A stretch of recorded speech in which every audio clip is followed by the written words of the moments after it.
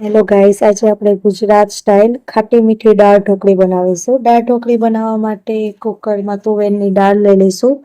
એને વ્યવસ્થિત ધોઈને એનાથી 3 ગણું પાણી એડ કરી દઈશું અને ઉપરથી સહેજ તેલ નાખી દઈશું, જેનાથી કુકરની સીટી વાગે ત્યારે પાણી બહાર ના આવે। 5 સીટી વાગશે ત્યાં તુવેર સરસ બફાઈ જશે।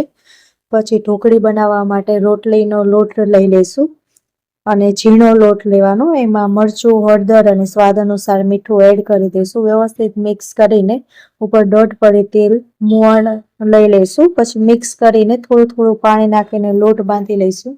ના બહુ ઢીલો અને બહુ કાઠો લોટ નહીં બાંધવાનો, રોટલીનો જો લોટ બાંધીએ એવો નોર્મલ જ લોટ બાંધવાનો રહેશે। લોટ સરસ બંધાઈ જાય પછી ઉપરથી થોડું તેલ ઉમેરીને વ્યવસ્થિત બધું મિક્સ કરી દેવાનું, એટલે લોટની ચીકણાટ નીકળી જશે। તેલ નાખવાનું, સરસ મસળી દેવાનું। પછી વઘાર માટે આપણે 2 ટમેટાની ગ્રેવી પેસ્ટ લઈ લઈશું। સરસ રીતે પેસ્ટ બનાવ્યા પછી એમાં આપણે સૂકા મસાલા એડ કરી દઈશું, હળદર, મરચું, ધાણા જીરું અને ગરમ મસાલો બધું ગ્રેવીમાં જ એડ કરી દેવાનું। તો એની દાળમાં થોડું પાણી ઉમેરીને બ્લેન્ડરથી ક્રશ કરી નાખવાની, એક રસ થઈ જાય એવી રીતે ક્રશ કરી દેવાની। ક્રશ થઈ જાય પછી એક તપેલીમાં થોડું તેલ લઈને, તેલ આવી જાય એટલે એમાં રાઈ નાખી દેવાની। રાઈ ફૂટવા લાગે એટલે એમાં જીરું, મેથી એડ કરી દેવાનું। પછી એમાં તમાલપત્ર અને સૂકું મરચું એડ કરી ટમેટાની પેસ્ટ એડ કરી દેવાની મસાલા સાથે। વ્યવસ્થિત હલાવીને દાળ ઉમેરી દેવાની। દાળ ઉમેર્યા પછી આપણે જેટલી જાડી પતલી જોઈએ એ પ્રમાણે ગરમ પાણી એડ કરી દેવાનું। સ્વાદ અનુસાર આપણે ગોળ પણ એડ કરી દેવાનું, ગોળ એડ કરવાનો રહેશે। પછી આપણે ઢોકળી બનાવી લઈશું। મોટું લુવું લેવાનું, લુવાને વણી લેવાનું વ્યવસ્થિત। લુવું વણાઈ જાય, નહીં બહુ જાડું નહીં બહુ પતલું રાખવાનું।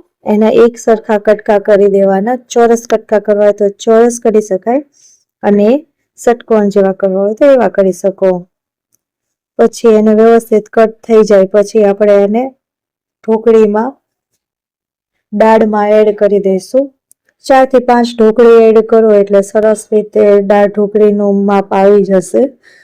ના બહુ ઢોકળી નાખવાની અને ના બહુ દાળ રહેવા દેવાની।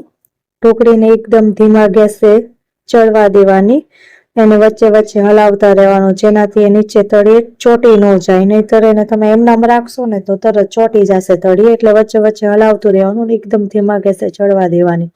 ઢોકળી ચડી જાય પછી એમાં ખટાશ માટે લીંબુ એડ કરી દેવાનું।